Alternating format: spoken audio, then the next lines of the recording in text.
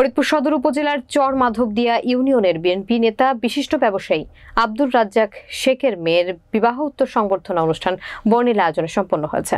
বিস্তারিত থাকছে ফরিদপুর জেলা প্রতিনিধি মাহবুব পিয়ালের প্রতিবেদনে।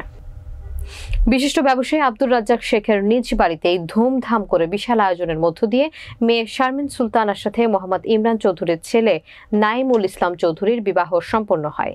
বিবাহ অনুষ্ঠানে আমন্ত্রিত মেহমান হিসেবে উপস্থিত ছিলেন বাংলাদেশ জাতীয়তাবাদী মহিলা দলের যুগ্ম সাধারণ সম্পাদক চৌধুরী নায়াব ইবনে ইউসুফ।